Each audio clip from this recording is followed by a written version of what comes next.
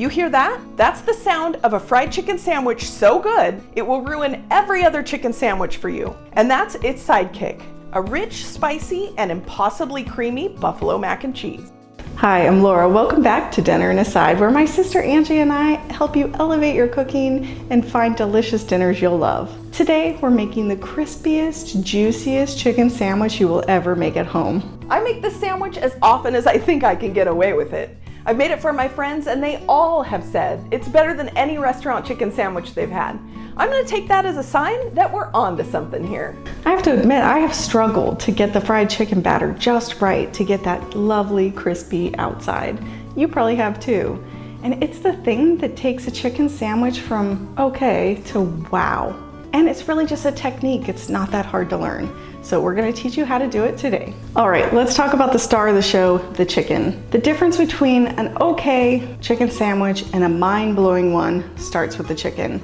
Now you can use chicken breast or chicken thigh. I like to use chicken breast, a pretty thick piece so it's substantial, but a little caveat here, if it's too thick, it'll take too long to cook and it could burn.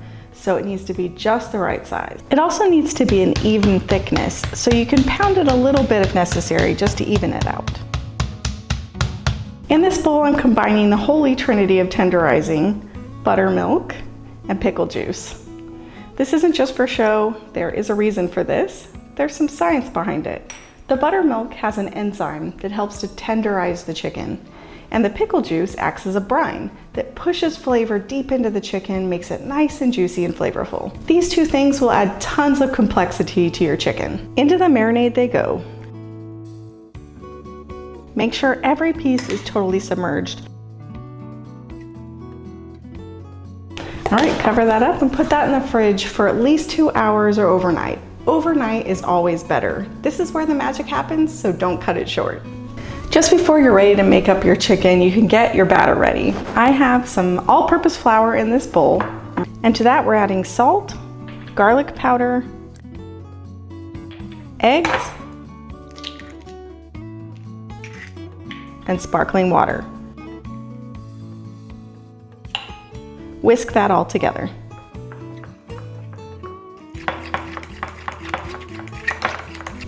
Set that one aside and grab another bowl. This is the secret to that craggy, super crispy crust on the outside of your chicken.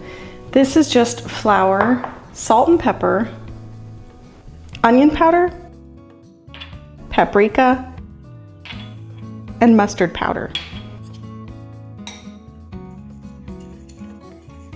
Once you've got that all mixed up, then you can take a couple of spoonfuls of the wet batter and put it right in with the flour.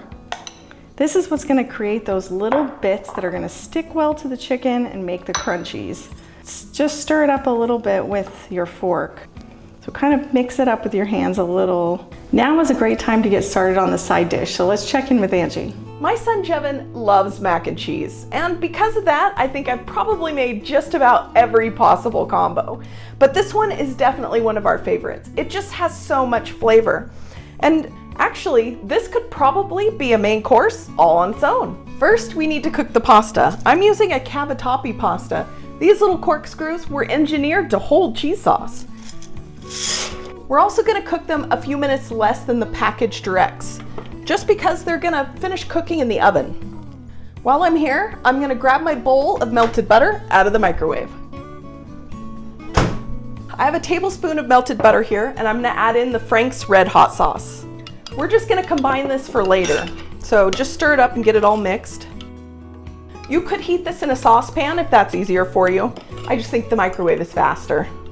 Now for the cheese sauce, and that starts with a roux. In a pot over medium heat, I'm melting a few tablespoons of butter. Once it's frothy, whisk in an equal amount of flour. You have to cook this for a couple of minutes, whisking constantly, just to get rid of that raw flour taste. Next, slowly pour in some warm milk, whisking it quickly so it doesn't get lumpy. Using warm milk is actually my trick for a lump-free sauce. Keep whisking until it's smooth and thickens up. Now it's time for the cheese. For the smoothest sauce, you really should grate your own cheese and add it to the pot when it's off the heat. You know, that pre-shredded stuff has additives in it that don't let it melt to creamy perfection, and that's what we're going for here. I'm using white cheddar cheese and Monterey Jack cheese. Pour in the pasta and stir it up until everything is well coated.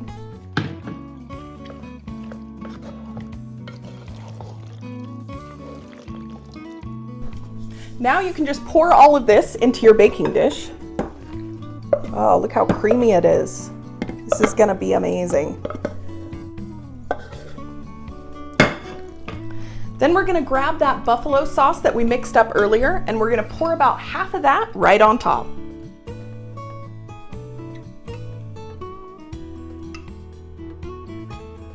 But we're not quite done yet. This mac and cheese really needs a crunchy topping. Mix together the panko breadcrumbs, minced garlic, crumbled blue cheese, and the rest of the buffalo sauce. The panko gives us this crispy top, and the blue cheese melts into little pockets of tangy flavor that cuts through the richness.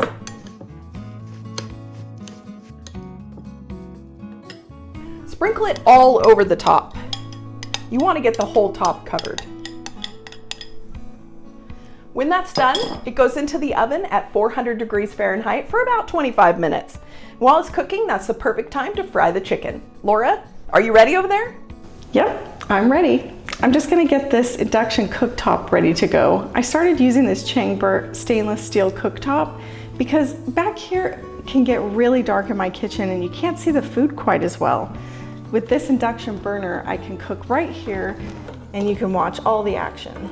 This has a shatter-resistant glass cooktop, which is so great for me because I'm always worried that I'm gonna break this. You do need a specific type of cookware on this, something that works on an induction burner. So I'm gonna use this really nice ceramic pot that I have, and I'm gonna cook my chicken right in here. Pour in about 1.5 inches of a high smoke point oil like peanut or vegetable. You really do need a thermometer for this, don't just guess. You gotta heat the oil to 350 degrees Fahrenheit. That's really easy on this cooktop because I can set the temperature on the machine itself and that keeps it really consistent. Take a piece of chicken out of the marinade and then lay it in the batter.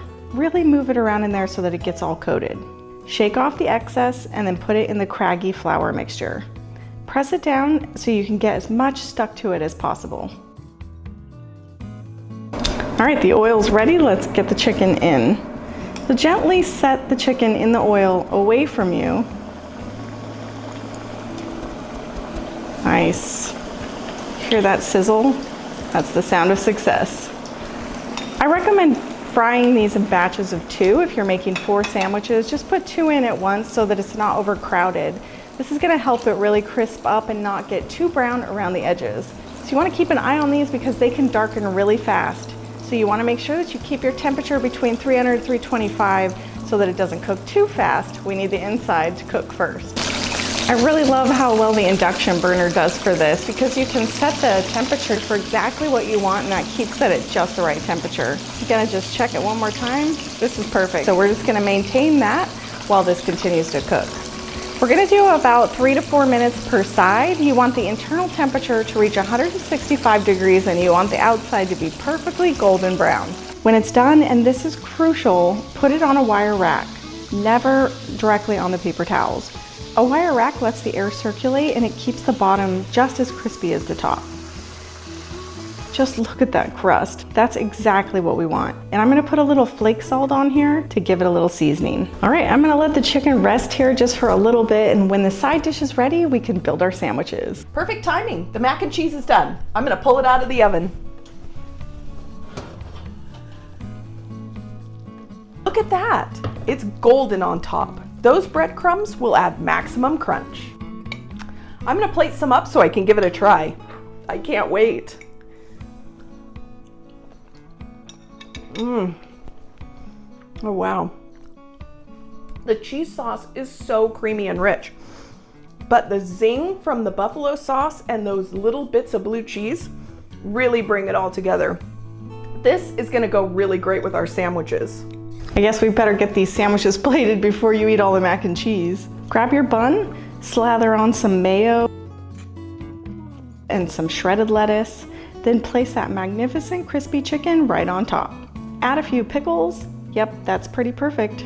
Serve it up with a giant steaming scoop of that buffalo mac and cheese. That's a dinner you won't soon forget. All right, I'm going in. You really have to squish this down to get a bite.